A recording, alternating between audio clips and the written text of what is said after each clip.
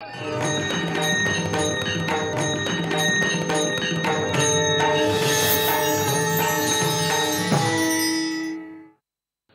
मी राजेंद्र हुंजे. थेट पंढरपुरातून आज आपण आषाढी वारी सोहळ्याच्या निमित्तानं चर्चा करणार आहोत. तो वारीचं एकूण आत्ताचं स्वरूप, पंढरपुरातल्या नेमक्या समस्या आणि वारीत आलेली सगळी तरुणाई, या निमित्तानं उपस्थित झालेले काही नवे प्रश्न जे वारीच्या वाटेवरती असतील.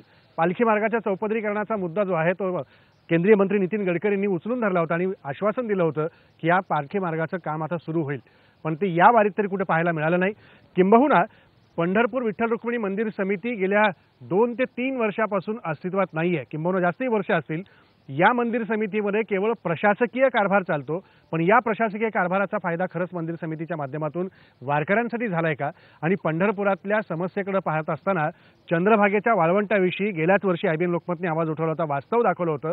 चंद्रभागेचं पात्र स्वच्छ झालं, पण चंद्रभागा अजूनही अस्वच्छ आहे. नमामि चंद्रभागा सरकार म्हणतंय, पण नमामि चंद्रभागा करत असताना ऐसे भीमा तेरा ऐसे चंद्रभागा असं म्हणताना आपण चंद्रभागा स्वच्छ केली का, हाही मुद्दा तिथे उरतो. त्यामुळे ही सगळी मान्यवर वारकरी संप्रदायातली मंडळी आहेत, त्यांच्यासोबत आपण चर्चा करणार आहोत. ज्ञानेश्वर महाराज जळगावकर आपल्यासोबत आहेत, अखिल दिंडीकरी फडकरी संघटनेचे ते अध्यक्ष आहेत. प्रकाश महाराज बोधले आहेत, अखिल भारतीय वारकरी मंडळाचे अध्यक्ष आहेत. त्याचबरोबर ज्ञानेश्वर महाराज जोगदंड आहेत, शिक्षण संस्था चालवतात, वारकऱ्यांच्या सगळ्या शिक्षणाच्या संदर्भात किंवा वारकरी संप्रदायातल्या अभ्यासासंदर्भात विद्यार्थी त्यांच्याकडे शिक्षण घेतात.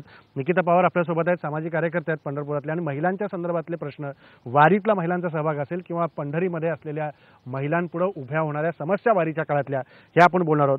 सुरुवात जळगावकर महाराज तुमच्यापासूनच करतो. पालखी मार्गामध्ये येत असताना वारीचं स्वरूप दिंडीकरी आणि फरकरी संघटनेचे अध्यक्ष म्हणून किती बदलताना तुम्हाला दिसतंय? आता पालखी मार्गावरून येत असताना वारीचं स्वरूप तसं बदलत चाललेलं आहे. हायटेक पद्धतीनं काही गोष्टी पालखी सोहळ्यासोबत बी होत आहेत, परंतु सगळ्यात मोठ्या ज्या अडचणी आहेत त्या रस्त्याने चालण्याच्या अडचणी आहेत.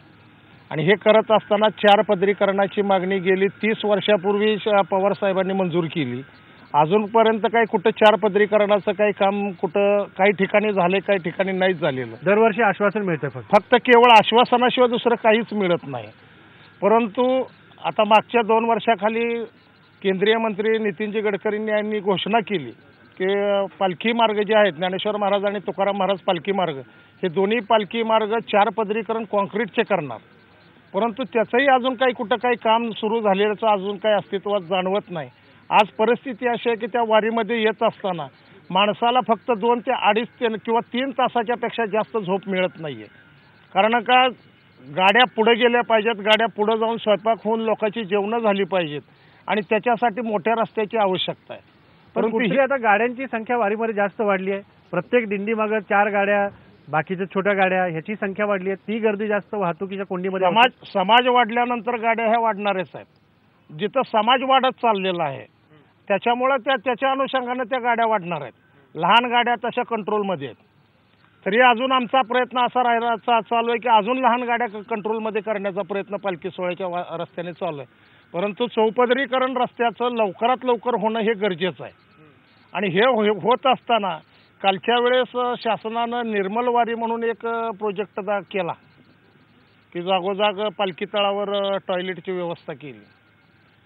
परंतु ते करत असताना कशा पद्धतीची झाली हे जर आपण चित्र बघितलं, सुरुवातीला एकदा स्वच्छ, शेवट एकदा स्वच्छ. म्हणजे निर्मल होतं का नाही होतं सांगता, निर्मल होतं हे पूर्ण अंशानं म्हणताच येत नाही, अशी अवस्था, इतकी परिस्थिती वाईट होती. पण प्रकाश महाराज, मला तुम्हाला तोच मुद्दा विचारायचा आहे. तुम्ही वारकरी सगळ्या मंडळाचं राष्ट्रीय अध्यक्षपद भूषवता. वारकऱ्यांना अनेक समस्या येतात, पण तो बिचारा वारकरी एका शिस्तीने बांधलेला आहे, तो बोलत नाही कुणाशी, सहन करत जातो. पण हे किती दिवस आहे? या समस्या सोडवायला कोणी पुढे येतं का नाही? का फक्त वारी आली की 4 गोष्टीची चर्चा होते आणि पुढच्या वर्षी वारी आली की चर्चा सुरू होते? काय होते? वारकरी हा राज्याच्या कान्याकोपऱ्यात आणि देशाच्या वेगवेगळ्या प्रांतातून या ठिकाणी येतो, आणि वारी चालत असताना समोरच्या समस्या, तीव्र समस्येमुळे खऱ्या अर्थानं तो व्यथित होत आहे. पण वारी संपल्यानंतर त्याला गावाकडे जावं लागतं, आणि एवढ्या पण समस्येचा पाठपुरावा त्यांना करता येत नाही. म्हणून वेगवेगळ्या वारकरी मंडळाच्या रूपाने जे प्रतिनिधी काम करतात, हे सगळे प्रतिनिधी शासनाकडे पाठपुरावा करतात. परंतु सध्या अशी परिस्थिती दिसून येते की समाजातलं शिक्षण वाढलेलं आहे, समाजातलं राहणीमान वाढलेलं आहे, तरुणाईची गर्दी वाढलेली आहे, आणि त्याच्यामुळे वारीतले प्रश्न सुद्धा दिवसेंदिवस आपल्याला अगदी वेगवेगळे प्रश्न निर्माण झालेले दिसतात. स्वच्छतेचा प्रश्न आहे, पाणी पुरवठ्याचा प्रश्न आहे, सुरक्षेचा प्रश्न आहे, रोडचा प्रश्न आहे. या सगळ्या प्रश्नाचा पाठपुरावा करण्यासाठी वारकरी संप्रदायातली काही प्रमुख मंडळी प्रयत्न करतात, पण शासनाच्या स्तरावर नेमकं काय चाललंय हे वारकऱ्याला विश्वासात घेऊन त्यांच्या लक्षात आणून दिलं जात नाही. आणि दुसरी गोष्ट, आपल्याकडे असं एक म्हटलं जातं भूमिती श्रेणी आणि गणिती श्रेणी. भूमिती श्रेणी म्हणजे 1-2, 2-4, 4-8 आणि गणिती म्हणजे 1-2, 2-3, 3-4. आता प्रश्न भूमिती श्रेणीने वाढत आहेत, प्रयत्न मात्र गणिती श्रेणीने व्हायला लागलेले दिसतात.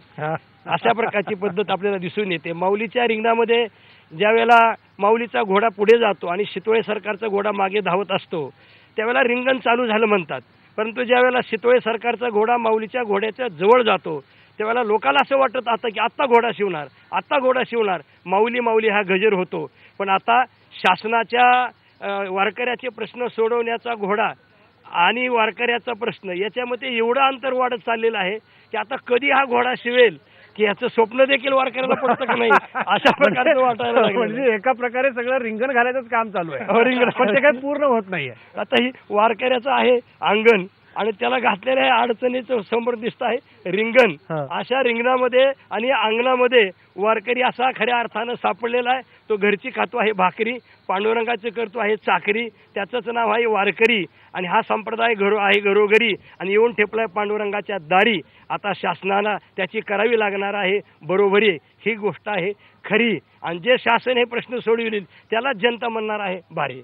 त्यामुळे आता शासन कोणतं भारी ठरतंय ते तुम्हाला जोगदंड महाराज विचारायचं आहे की शासनाच्या प्रकारे जे आपण गोष्टी सगळ्या बघतोय की वारकरी शिक्षण संस्था असतील, तुम्ही चालवताय, काही मुलं तुमच्याकडे शिकतायत, पण हे सगळं शिक्षण पूर्ण होताना पंढरपूरसारख्या शहरात वारकरी शिक्षण संस्था तुम्ही चालवताय, जसे प्रश्न वारीच्या मार्गावरच्या दोघांकडनं आपण ऐकलं, जळगावकर महाराज म्हणाले, बोधले महाराज म्हणाले सरकार लक्ष देत नाही, पण पंढरपूर शहराकडे सरकारचं किती लक्ष आहे? गेल्या कित्येक वर्षात वारीला 2 कोटी वर्षाला निधी येतो. आपण धरून चालू की गेली 2 कोटी प्रमाणे 40 वर्ष गेले असतील. 4 2 8 म्हणजे 80 कोटीचा तर निधी किमान पंढरपुरात आला असेल. 80 कोटी प्रमाणे कामं झाली आहेत का? अत्यंत वारीच्या समस्या बाबतीत बघितलं तर अत्यंत वाईट परिस्थिती. पंढरपूरचा विकास झालाय तो शहर म्हणून विकास दिसतोय आपल्याला, पण वारी म्हणून तीर्थक्षेत्र म्हणून कसलाही विकास दिसत नाही. आज तुम्ही 2 दिवसापूर्वी आयबीएनवाल्यांची सत्य परिस्थिती सगळ्या समाजाच्या समोर आणून दाखवली. चंद्रभागेचे दृश्य की सर्व पंढरपूरच्या गटार अगदी जिथे सर्व लोक तीर्थ घेतात पुंडलिकरायाच्या समोर, ते सगळं पंढरपूरचा महिलेचं गटार त्या ठिकाणी त्यामध्ये सामील झालेलं आपण सगळ्या पूर्ण महाराष्ट्रातल्या लोकांना तुम्ही दाखवण्याचं काम केलं. आणि याची साक्षीदार आम्ही ही जेव्हा बातमी बघितली अक्षरशः रात्रभर आम्हाला झोप लागली नाही. मी सकाळी दुसऱ्या दिवशी सगळे माझी 100 मुलं घेऊन गेलो आणि माझ्या ताकदीप्रमाणे जेवढे काही करायचे प्रयत्न केले तेवढे केले. पण चंद्रभागेची परिस्थिती अत्यंत वाईट आहे. ज्याला आपण पवित्र म्हणतो ती पवित्र राहिली. आज ती सगळ्या जगाला पवित्र करणारी चंद्रभागा, परंतु आज तिलाच पवित्र करण्याची पाळी आज सगळ्या वारकऱ्याच्या समोर उभा राहिली. आज ती पवित्र नाही, तिचं तीर्थ घेण्यासारखी परिस्थिती नाही. हे चित्र जेव्हा समाजावर तीर्थ जर घेतलं तर सगळा वारकरी इथून जाताना रोगी होऊनच जाईल. हे वारीचा प्रसाद त्यांना मिळेल. मग आपण जे म्हणतो, तुकोबारांनी म्हटलं की पंढरीचा वास चंद्रभागे स्नान, हे उरलंच नाही आता. नाही, हे आता चित्र आज जर वर्तमान स्थिती बघितलं तर हे तुकोबारायचे प्रमाण. आणि हे जर बघितलं तुकोबाराय तर स्पष्ट म्हणतात चंद्रभागे स्नान तुका मागे हेचे दान. मला दुसरं काही नको, मला चंद्रभागेचं स्नान पाहिजे. आज जर चंद्रभागेचं स्नान केलं तर सगळा वारकरी रोग घेऊन जाईल, त्याच्या अंगालाही तुम्हाला सांगतो त्वचा रोग होईल. अशी एवढी भयानक परिस्थिती चंद्रभागेची. आज शासन जे म्हणतं आज एवढे संडास झाले, आजही तुम्ही चंद्रभागेत चला, चंद्रभागेच्या काठावर सगळी तुम्हाला उघड्यावर संडासला बसलेली माणसं गेली. काही उपाययोजना केली, जे संडास बांधलेले आहेत त्या संडासमध्ये 2 ते 4 वेळेस गेला की परत 5व्या वेळेस माणूस जाऊ शकत नाही. इतकी भयानक परिस्थिती. तिथं कुणी त्याला उघड्यावर बसणाऱ्या माणसाला नियोजन करणारी माणसं आज नाहीत. 4-5 माणसाची फक्त नियुक्ती केली आणि 2 किलोमीटरचा घाट सगळं उघड्या. या नियोजनामध्ये अडचण कोणाची, म्हणजे कोण अडसर ठरतंय? सरकारी यंत्रणा अडसर ठरतीये, नगरपालिकेची यंत्रणा अडसर ठरतीये, की मंदिर समिती म्हणून जी कामं व्हायला पाहिजे ती अडसर ठरते? अडसर कोणती आहे नेमकी? यात अडसर म्हणण्यापेक्षा ही सगळीच माणसं या बाबतीत मला असे उदासीन वाटतात वारीच्या बाबतीत. दोषी आहेत. कारण 15 दिवस वारी पुढे येते आणि 15 दिवसात वारीचं नियोजन चालू होतंय. माझ्या समोरचं आता तुम्ही पहा, इथे सर्व स्थानिकांना विचारा, 15 दिवस वारी असताना सगळ्या लाईटी बंद केल्या जातात. कारण विचारलं तर ते सांगतात की नाही कामं चालू आहेत वारीची. 15 दिवसात कुठं वारीचे नियोजन होतात? पहिलं कुंभमेळ्याचं चित्र पहा डोळ्यासमोर, 2-2 वर्ष कामं होतात. 12 वर्षातून एकदा सगळे भाविक त्या ठिकाणी येतात, तर तिथं या सगळ्या सुविधा होतात. आणि इथं महिन्याच्या वारीला लाख समाज येतोय.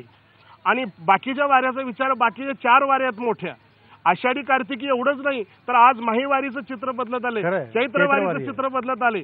लाखोनी आज तरुण संख्याही यातमध्ये सामील झालेली आपल्याला दिसतंय. परंतु कोणीही याबद्दल गांभीर्याने वारीपुरतं तेवढं सगळ्यांच्या मुलाखती आणि तेवढं रंगरंगोटी केलेलं दिसतंय. पण वास्तविक हे जर सगळं करायचं असेल तर वारी करता स्वतंत्र एक नियोजन झालं पाहिजे, स्वतंत्र एक कमिटी झाली पाहिजे की त्यांनी वारीच्या संदर्भातच हा विषय पूर्ण आधी एक 6 महिने तरी किमान त्या कामाला लागलं पाहिजे. आणि तरच हे कुठंतरी चंद्रभागेचं चित्र बदलेल, आमच्या वारकऱ्याच्या सगळ्या समस्या बदलतील. ही सगळ्या समस्या बदलतील. मला तोच निकिता पवार तुम्हाला विचारायचा मुद्दा की पंढरपूरमध्ये महिला म्हणून वावरत असताना किंबहुना वारीमध्ये येणाऱ्या सगळ्या महिलांची संख्या याकडे बघत असताना वारकरी संप्रदायामध्ये महिलांना मिळणारं स्थान आणि पंढरपूर शहरामध्ये महिलांसाठी केले गेलेले प्रयत्न हे पुरेसे आहेत का? नक्कीच नाही आहेत. कारण का आज आपण बघतोय की वारकरी संप्रदायाने तर महिलांना समानतेचा हक्क दिला, अधिकार दिलाय. पण ज्यावेळेस आपण आता बघतो की पूर्ण वर्षभरामध्ये पंढरपूरमध्ये वारकऱ्यांची किंवा भाविकांची येण्याची संख्या 1 कोटी असेल आणि जर सरकारी निधी बघतोय तर आपण तो फक्त 2 कोटी येतोय. म्हणजे एका माणसाला फक्त 2 रुपये खर्च दिला जातो. तर या 2 रुपयामध्ये नगरपालिका तरी कुठल्या प्रकारे तुम्हाला सुविधा पुरवणार आहेत? कारण का प्रत्येकाला स्वच्छतेची समस्या आहे, येण्या जाण्याची आहे, परत मंदिर समितीची आहे. अशा गोष्टी आहेत की तिथं महिलांना मला वाटतं की सगळ्यात कमी स्थान दिलं जातं. कारण का मला वाटतं की यातल्या 50% महिला असतात, वर्षभर ज्या वारीला येतात किंवा आषाढी वारीत येणाऱ्या 50% महिला आहेत. आणि या महिलांना मला वाटतं पूर्ण दिंडीभर सुद्धा स्वच्छतेची कुठेही सोय नाही, कुठेही त्यांना सुलभ शौचालय आपण म्हणतो की आता फिरती केली आहेत, पण तिथं पाण्याची व्यवस्था नसल्यामुळे त्या महिला तिथं म्हणाले की निर्मल म्हणतात नाही, अशा पद्धतीची जाऊ शकत नाही. पाण्याची व्यवस्था नसल्यामुळे तिथं महिला जाऊ शकत नाही. आणि अशा परिस्थितीमध्ये महिलांना म्हणजे इलाज नसल्यामुळे शरीर धर्म आहे तो कुठेतरी तुम्हाला तो केलाच पाहिजे. आणि त्यामुळं एक आपल्याला काय म्हणतात, महिलांना लाज सोडून या गोष्टी राहाव्या लागतात. आपण एसटी स्टँड बघितलं असेल किंवा आपण रेल्वे स्टेशन बघितलं, तिथून मंदिरापर्यंत पोहोचण्यासाठी कुठेही तुम्हाला महिलांसाठी वेगळी सोय दिसणार नाही. कारण का ह्या महिलांना ह्या एक तर प्रवास करून आलेले असतात लांबून महिला, आणि त्या तिथून तुम्हाला सांगते की ह्या महिलांना साधं शौचालय किंवा बाथरूमला जाण्यासाठी सुद्धा सरकारने कुठल्या प्रकारची सोय केलेली नाहीये. आणि त्यानंतर आपण बघतो की आंघोळ केल्यानंतर नदीवर ज्यावेळेस महिला आंघोळ करतात त्यावेळेस त्या महिलांना कपडे बदलण्याची कुठली सोय नाही. आपण एवढ्या दिवस हा प्रश्न सातत्याने लावून धरतोय, बघतोय, पण अजूनही कुठल्याही प्रकारच्या महिलांसाठी कुठली सोय झाली नाही.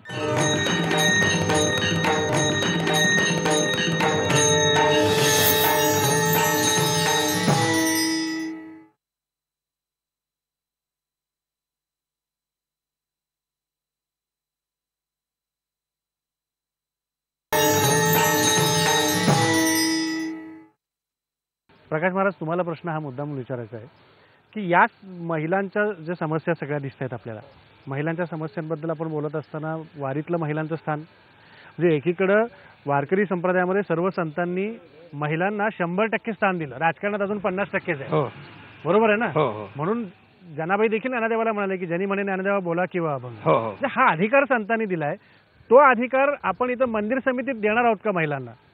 वारकरी संप्रदायाने पूर्वीपासूनच आता आपण म्हटल्याप्रमाणे जनाबाईने कीर्तनाचं सूत्रसंचलन करावं. आम्ही तर असं म्हणतो की नामदेव महाराज हे कीर्तन विद्यापीठाचे कुलगुरू होते, तर जनाबाई कीर्तन विद्यापीठाच्या रजिस्ट्रार होत्या.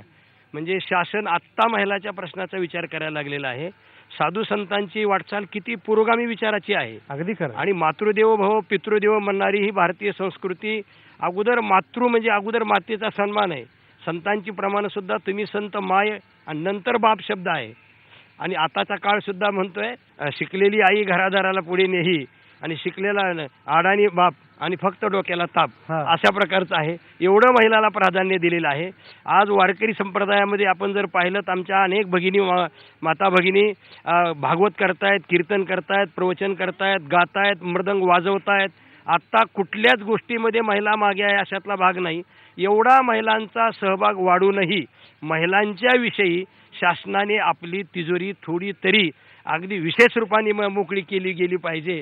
आता कोणी प्रत्येकजण घरात गेला ती तिजोरी वारकरी संप्रदायासाठी केली पाहिजे की सगळ्याच महिलांसाठी केली पाहिजे? नाही, सगळ्याच महिलांसाठी. वारकरी संप्रदायाने तर खऱ्या अर्थाने सगळ्या महिलांचं प्रतिनिधित्व देऊन महिलाला प्राधान्य दिलं पाहिजे. डोईच्या पदर आला खांद्यावरी भरल्या बाजारी जाईन मी, आणि अशा प्रकारची हाक महिलांनी दिलेली आहे. आणि महिलांच्या स्वातंत्र्यामध्ये खऱ्या अर्थानं की पांडुरंगाच्या दारासमोर उभा राहून या अंगणी शिव्या देती दाशी जणी. मला वाटतं एवढं पुरोगामी विचार भारतीय संस्कृतीशिवाय संत परंपरेशिवाय महिलाच्या बाबतीमध्ये कोणी विचार केलेला नाही. शासनाने आता विचार करण्याचा खऱ्या अर्थानं काळाची गरज उरलेली आहे. महिलाला पहिला नंबर दिला पाहिजे त्यांच्या प्राधान्य म्हणजे त्यांच्या सुविधासाठी, त्यांच्या व्यवस्थेसाठी. आता नमामि चंद्रभागेच्या माध्यमातून काम पुढे येत आहे. माननीय मुख्यमंत्री असतील किंवा माननीय बबनरावजी लोणीकर साहेब आहेत, अर्थमंत्री साहेब, हे सगळे पाऊल पुढे टाकतात. पण मी पांडुरंगाला एवढी विनंती करतो की यांच्या पावलाला बळ द्यावं आणि यांच्या पावलाला जरा गती द्यावी. त्याच्याशिवाय हे प्रश्न सुटणार नाहीत. वारकऱ्याला वाटतंय आश्वासनाची खैरात होती. आषाढीला आश्वासन दिलं की माणसाला वाटतं कार्तिकीला काहीतरी बदल झाला असेल, तर कार्तिकीला काय बदल झाला असेल असं वाटतं, पण बदल काय दिसत नाही. फक्त बदलून माणसं आश्वासन द्यायला लागले एवढाच बदल दिसतो. वास्तव परिस्थिती बदललेली दिसत नाही. जळगावकर महाराज, हाच एक खरा मुद्दा आहे की वारकरी संप्रदायानं कुठली रूढी परंपरा जी श्रद्धा ही मानली आहे पण अंधश्रद्धा मानली नाही आहे. कर्मकांड वारकरी संप्रदायाने मांडलेलं नाही आहे. ह्या सगळ्यापासून वारकरी संप्रदाय दूर आहे. पण या सगळ्या परंपरेत वावरत असताना एका चौकटीभोवतीच त्याला का बघितलं जात आहे? अडचण नेमकी काय होती? म्हणजे संप्रदायातनं संतांनी इतकं सुंदर सगळं सांगितलंय, म्हणजे नाथांनी ज्या प्रकारे भागवतामध्ये आपल्या वर्णन करून समाजाचं जे चाललंय ते दर्शन घडवलंय आणि हे चुकीचं आहे, हे करू नये, हे तेव्हा सांगितलं 400-500 वर्षापूर्वी. म्हणजे एका गणिकेला देखील त्यांनी आणून घरामध्ये ठेवलं आणि त्याच्या संदर्भातली माया दाखवली. आज समाज एका चौकटीभोवती फिरतोय असं वाटत नाही तुम्हाला? समाज एका चौकटीभोवती फिरतो त्याला मेन कारण जर काय असेल तर मला वाटतं राजकीय मंडळी असते. वेगवेगळ्या त्या जातीमध्ये गुंतवून ठेवून वारकरी संप्रदाय हा विशाल असा संप्रदाय आहे की ज्या संप्रदायानं जगताला जे काही दिलं, जर काही जगतामध्ये जर काय असेल तर ते सगळं वारकरी संप्रदायामधलं तत्त्वज्ञानानुसार बऱ्याचशा गोष्टी होतील.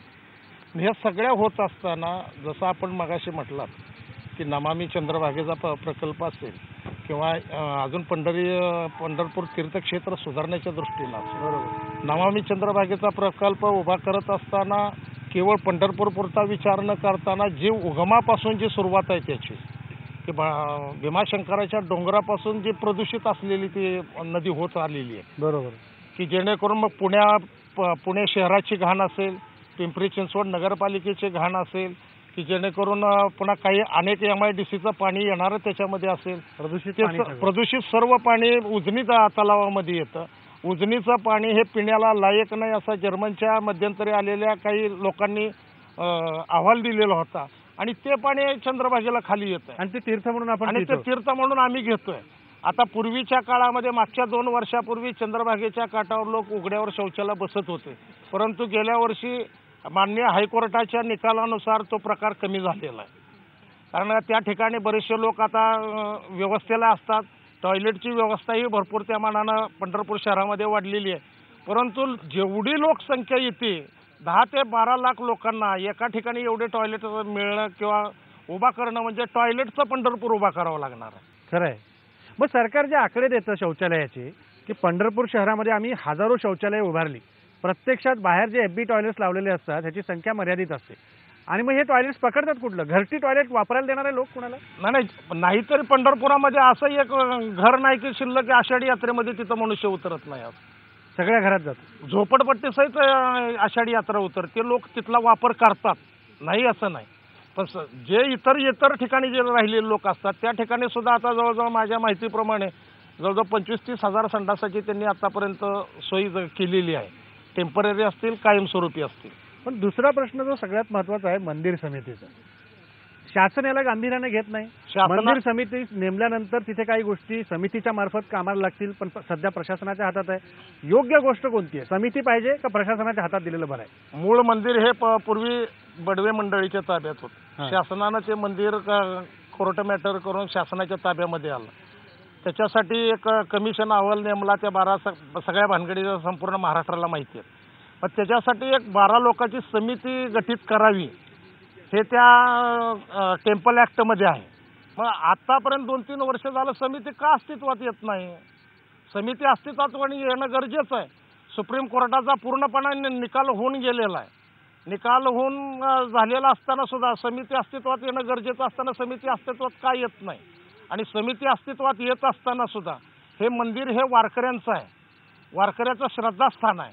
त्याच्यामध्ये जास्तीत जास्त संख्येनं की जे काही मंडळी आहेत, मग त्यातली नियोजनातील असतील वारकरी संप्रदायामधली, त्या मंडळीला त्या ठिकाणी प्राधान्य दिलं जावं. बरोबर. केवळ राजकीय हे करून त्यांचं राजकीय पुनर्वसन मंदिर पण समिती सध्या तेच नाही झालं का? राजकीय पुनर्वसनासाठी म्हणूनच मंदिर समिती आणि किंबहुना सगळी ही तीर्थक्षेत्रातली देवस्थान कमिटी होती असं वाटत नाही तुम्हाला?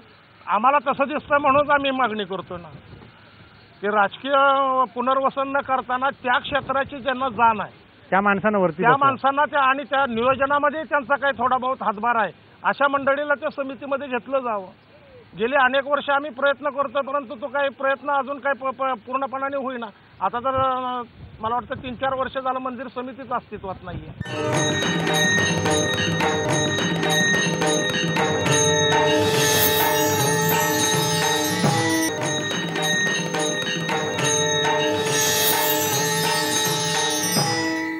जोगदंड महाराज, या सगळ्यामध्ये जो मुद्दा मंदिर समितीच्या संदर्भात येतोय त्याच्याबरोबरनी सगळ्यात अडचणीचा आणि ऐरणीवर आलेला विषय आत्ताच्या या काळातला तो म्हणजे दर्शन रांगेचा आहे. मगाशी तुम्ही उल्लेख केलात तो.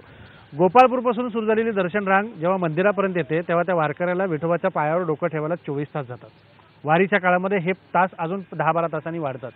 एखादा वयोवृद्ध नागरिक असेल, आपण काय इतर देवस्थानासारखं करत नाही? ज्या प्रकारे शेगावला व्यवस्थित मंदिरामध्ये सुविधा आहे, ज्या प्रकारे तुमच्या खाली इकडे तिरुपतीला गेल्यानंतर व्यवस्थित मंदिरामध्ये सोय आहे दर्शनाची, ही सुविधा मंदिर समितीला प्रशासनाला करणं अवघड आहे का सोपं आहे? हे केलं पाहिजे की नाही? इतके लाखो भाविक येतात इथं पंढरपुरात आणि दर्शनाला 24 तास लागतात. त्या दर्शन बारीमध्ये व्यवस्थित सोय नाही, लाईटची सोय नाही. कुठली जर समजा एखादी विधी करायची वेळ आली, माणसाला नाही आवडत, जसं ताई म्हणाल्या की शारीरिक ती गरज आहे, ती नाही पूर्ण करता आली, त्या माणसाने करावं काय? नाही, दर्शन बारीच्या बाबतीत ठरवलं तर मंदिर समिती सहज करू शकते. आणि फक्त दुर्दैव आहे की त्या योग्यतेची माणसं मंदिर समितीवर आजपर्यंत आली नाहीत आणि येतील का नाही याबद्दल शंका आहे. कारण जी येतात ते सगळे राजकीय संदर्भानेच या ठिकाणी येतात. आम्हाला एक वाईट वाटतंय, शेगावसारखं एक ज्याला फार नाही 100-200 वर्षाचा इतिहास आहे, तर ते संस्थान एवढ्या सुंदर सोयी करू शकतं, एवढी सुंदर व्यवस्था दर्शनाची सोय करू शकतं, निवासाची सोय करू शकतात, तर पंढरपूरच्या हजारो वर्षाचा इतिहास आहे, हे का करू शकत नाही? त्याचं एकच उत्तर, इच्छाशक्ती नाही. परवादीचा अनुभव या वारीच्या आधी 8 दिवस एक माणसाला अटॅक आला आणि तो त्याला बाई होती आत मंदिरात गेली का? तर त्यांनी पोलीस प्रशासनाला फोन केला तर त्यांनी विलंब केला.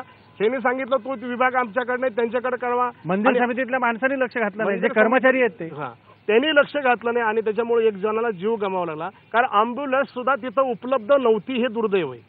मंदिर समितीकडे ही यंत्रणाच नाहीये, मग पैसे जातात कुठे सगळे? आता हा फार अत्यंत थोडा न बोलण्यासारखा विषय, आम्ही बोलू शकत नाही. नाही, जर बोललात तर वाचा फुटेल आणि जर निघाला प्रश्न तर सरकार किमान लक्ष घालून याच्यात काढेल का? जळगावकर महाराज, मंदिर समिती फक्त एफड्या करण्यामध्ये मग्न आहे. आपण ते व्याज तर कामाला आलं पाहिजे वारकऱ्यांच्या. ते व्याज, आमचं म्हणणं तेच आहे की मंदिर समितीकडे येणारे जे उत्पन्न आहे त्याच्यातला काही भाग हा पंढरपूर तीर्थक्षेत्राच्या सुधारणेसाठी दिला जातो. आणि पंढरपूर हे तीर्थक्षेत्र आहे आणि इतर जे आपण आत्ताशी मगाशी सांगितलं, शेगाव क्षेत्र सांगितलं किंवा शिर्डी सांगितलं किंवा तिरुपती सांगितलं, त्या क्षेत्राची आणि पंढरपूर क्षेत्राची बरोबरी होऊ शकत नाही.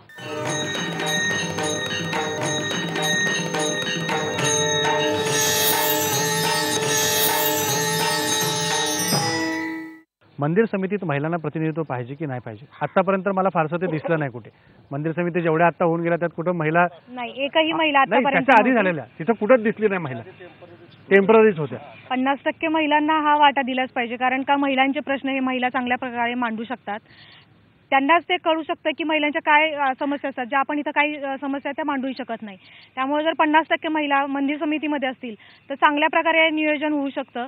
आणि आपण आता बघितलं की जर आपण ज्यावेळेस बडव्यांकडून ही सत्ता काढून घेऊन प्रशासनाने स्वतःकडे घेतलं मंदिर समिती, त्यावेळेस महिलांना त्यांनी पुजारी म्हणून नियुक्त केलं होतं रुक्मिणीच्या इकडे पुजारी म्हणून रुक्मिणीकडे. नियुक्त केलं. तर मला वाटतं की असंच एखादं चांगला त्यांनी मंदिर समितीने सुद्धा महिलांना 50% जर त्यात सामावून घेतलं तर महिलांच्या ज्या समस्या आहेत त्या सोडवण्यासाठी चांगल्या प्रकारे मदत होईल. ज्यावेळेस मी मगाशीच म्हटलं की ह्याच्यामध्ये रांगेमध्ये महिला उभा असतात, तिथंही हाच जो पूर्ण दिंडीमध्ये जे समस्या येतात महिलांना, त्या समस्या ज्यावेळेस त्या रांगेत उभा असतात तिथंही येतात. आपण आता बघितलं की 8 दिवसापूर्वीच एका महिलेला तिथं अटॅक आला आणि ती गेली, कारण का मंदिर समितीने कुठलंही नियोजन केलेलंच नाहीये. आपण बघतो की एवढे भाविक जर महिन्याच्या वारीला जवळजवळ नाही म्हटलं तरी 1 लाख भाविक इथं येतात. असं जर आपण बघितलं तर त्यामध्ये तिथंही 50% महिला असतातच, पण कुठंही महिलांसाठी मी म्हटलं ना की पाण्याची किंवा टॉयलेटची बाथरूमची सोय नाहीये. तसंच मी म्हणते की महिलाच मी म्हणत नाही असं की प्रत्येक वारकऱ्याला पंढरपूरमध्ये आल्यानंतर मी म्हणते की जी स्वच्छता मिळायला पाहिजे, स्वच्छ पाणी सुद्धा म्हणजे नगरपालिकेचं जे पाणी आहे ते सुद्धा वारकरी विश्वासाने पिऊ शकत नाहीत की 100% हे पाणी पिल्याने तुम्हाला आजार होणार नाहीत हे सांगू शकत नाही तुम्ही. वारकऱ्यांबरोबर गावातल्या लोकांना तोच त्रास आहे. जवळजवळ 1 महिन्यापासून आम्ही अगोदरपासूनच पाणी उकळून पिणं किंवा फिल्टर पाणी वापरणं हे गावातल्या नागरिकांचे सुद्धा महत्त्वाचे प्रश्न आहेत. आणि मला वाटतं वर्षभरातून ह्या 4 वाऱ्या तर मोठ्या आहेतच. ह्या मोठ्या वाऱ्यांमध्ये सुद्धा जर तुम्ही सोय करू शकत नसाल, आता महिन्याची वारी जसं मला वाटतं की रेल्वेच्या जादा गाड्या वाढल्यात तसं येणाऱ्या वारकऱ्यांचं प्रमाणही वाढलं. आणि आपण नेहमीच बघतो की पंढरपूरला येणारा हा वारकरी गरीब आहे, तो एक शेतकरी आहे, शेतमजूर आहे. बिलकुल आहे, तो वारकरी त्या एकूण घटकातला आहे जो समाजातला शेवटचा घटक आहे, तिथपासून ते उच्च वर्गातला वारकरी देखील आता आजकाल येताना दिसतोय. पण पंढरपूरमध्ये राहणाऱ्या लोकांना वारी संपली रोगराईचाही सामना करायला लागतो. मग प्रशासन का डोळे झाकून बसतं? आरोग्य यंत्रणा काय करते? बाकीच्या गोष्टी काय करतात? कुठल्याच सुविधा नसतात. मी तर बघते की तुम्ही जर सर्व्हे केला पंढरपूरमध्ये तर ह्या 15 दिवसात पंढरपुरातली मूळ लोक आहेत तिथं थांबतच नाहीत. गाव सोडून जातात.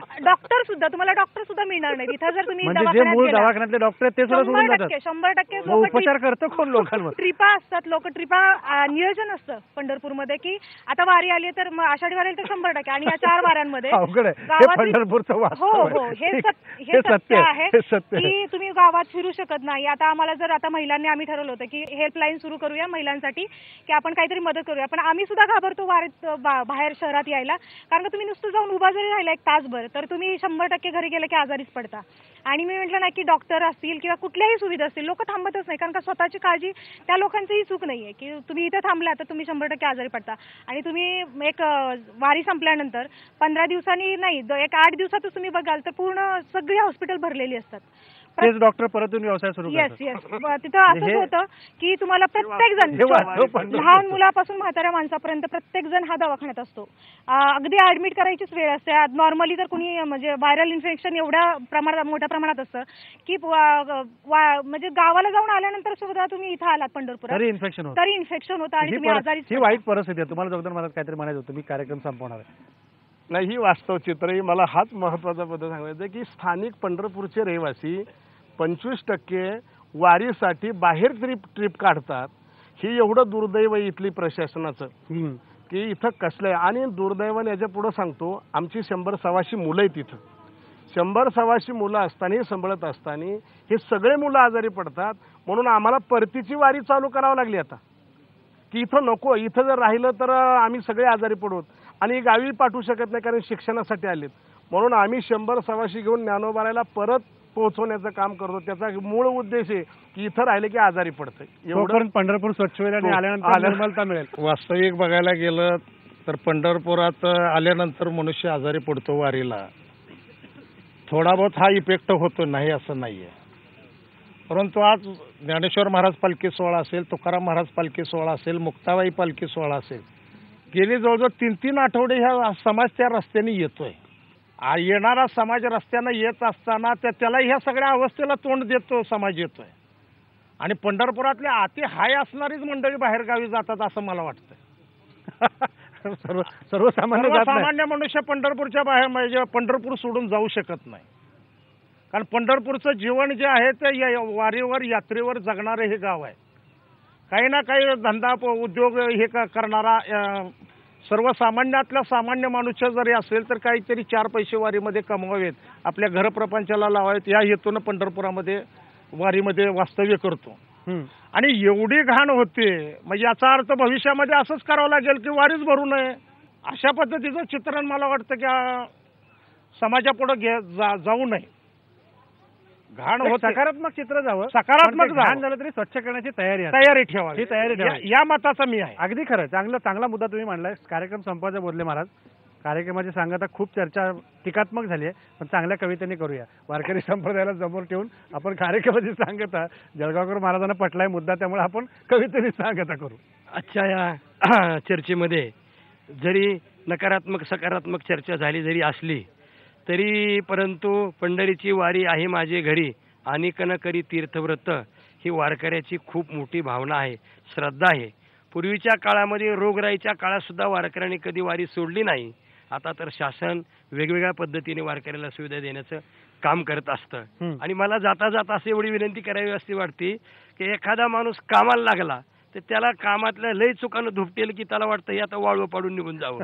माझा स्वभाव पहिल्यापासून असा आहे, काम करणाऱ्या माणसाला त्याचं कौतुक नाही जरी केलं तरी ज्या भागातून त्यानं चांगलं काम केलंय ते कुठंतरी आपण घेतलं पाहिजे. 65 एकर जमिनीच्या माध्यमातून चांगली वारकरीची सोय केलेली आहे. चंद्रभागा आता स्वच्छता व्हायला लागलेली आहे. शासन चांगल्या रीतीनं पाऊल टाकतंय. फक्त मी पांडुरंगाला एकच प्रार्थना करतो की पांडुरंगा ह्यांनी जी आश्वासनं दिलेत त्याची आश्वासनं पूर्ण करण्यापर्यंत त्यांची बुद्धी त्या विचारात राहू दे स्थिर. एवढा आम्हाला वारकऱ्याला द्यायचा आहे धीर. जरी पंढरपूरचा प्रश्न असला गंभीर तरी सुद्धा आता शासनानं व्हायचं आहे खंबीर. सगळ्या वारकऱ्याचे आता राज्यात आणि राज्याच्या बाहेरून पंढरीकडे सगळ्याचे लागलेले आहेत नेत्र. आणि आता समाजामध्ये चांगुलपणाचा विचार देणारं पंढरीची वारी एवढंच एक राहिलेलं आहे सूत्र. आणि अशा प्रकारचं आता शासनाला आम्ही देणार आहोत सगळ्याच्या वतीने पत्र. आणि मंदिर समितीच्या बाबतीत एक शब्द मला बोलायचा आहे तो असा, जसं बागेमध्ये एखादं गुलाबाचं झाड फक्त देवाच्या पूजेसाठीच ठेवलं जातं, त्याचा कुठलंही वेणी बुचड्यात किंवा आता तर तो काही विषय राहिलेला नाही, दुसऱ्या कुठल्याही कामाला कोणाच्या सत्काराला उपयोग केला जात नाही. तसं पंढरपूरची जी मंदिर समिती आहे हे खऱ्या अर्थानं महाराष्ट्राचं भारतीय संस्कृतीचं आणि संत परंपरेचं गुलाबाचं फूल. याच्यात वारकरीच असावेत, महिलालाही प्राधान्य त्याच्यामध्ये असावं, त्याच्याशिवाय हा खऱ्या अर्थानं विकास होणारा नाही. एवढी सद्भावना व्यक्त करतो. शे आहे खऱ्या अर्थानं पंढरपूर. लोक येतात, लोकाला आता तुम्ही मीडियाच्या माध्यमातून दाखवताय दूरच्या दूर. आणि पंढरीचे आता चॅनल जर नाही पाहिलं तर लोकाला खऱ्या अर्थानं वाटती हुरहुर. ही खरी अशा प्रकारची त्याच्यातली खूप मोठी परंपरा आहे. मी ताईला एवढीच विनंती करेन, खरं म्हणजे तुम्ही आहेत ताई, आता शासनाला आणि सगळ्यालाच असं आपण देऊ की ग्वाही वारकऱ्याची होती लाही आणि तुम्ही आता वारकऱ्याच्या सुविधेसाठी आपली सारा खऱ्या अर्थानं बाही खूप करा, कष्ट, वारकऱ्याला सुविधा बेस्ट, तरच वारकरी पंढरीत येऊन घेणार आहे रेस्ट. एवढी सद्भावना व्यक्त करतो. कपाळी असू द्या पांडुरंगाचा गंध, वारीशिवाय खऱ्या अर्थानं आपल्याला वाटत नाही आनंद. खरे आहे आता विटेवर आहे पांडुरंग, वाचतोय मृदंग, गाते संतांचे अभंग. मीडिया सुद्धा आमच्याबरोबर वारीत झालेला आहे दंग, त्यांना सुद्धा घडलेला आहे सत्संग. त्यांनी सुद्धा वारी घराघरापर्यंत नेण्याचा बांधलेला आहे चंग, त्याच्यात ते कधी होऊ देणार नाहीत भंग. हाच आमचा आहे अभंग. क्या बात आहे. धन्यवाद सगळ्या महाराज, तुम्ही आलात या चर्चेत सहभागी झालात. धन्यवाद ताई तुमचे पण ज्या प्रकारे आपण बघतोय की वारकरी संप्रदाय हा कष्टाने आणि संप्रदायातल्या प्रत्येक अभंगातल्या प्रमाणाप्रमाणे वाटचाल करतोय. पण मंदिर समितीचा मुद्दा असेल, चंद्रभागेच्या स्वच्छतेचा मुद्दा असेल, केवळ नमामी म्हणून कोट्यवधी रुपयाची कागदोपत्री आकडे नाचवून चालणार नाही. प्रत्यक्ष साचलेली शेवाळं बाहेर काढून चंद्रभागेला खऱ्या अर्थानं तीर्थस्थान बनवण्याची गरज आहे. तीर्थक्षेत्र करायचं असेल तर परिक्षेत्र स्वच्छ केलं पाहिजे आणि ते स्वच्छ झाल्याशिवाय निर्मल वारी म्हणण्यामध्ये काही अर्थ नाही. त्यामुळे केवळ घोषणाबाजी करण्यात सरकार दंग असेल तर अभंगाचा अर्थ आता सरकारला समजवण्याची वेळ आलेली आहे. इथंच थांबू. पहा फक्त IBN लोकमत.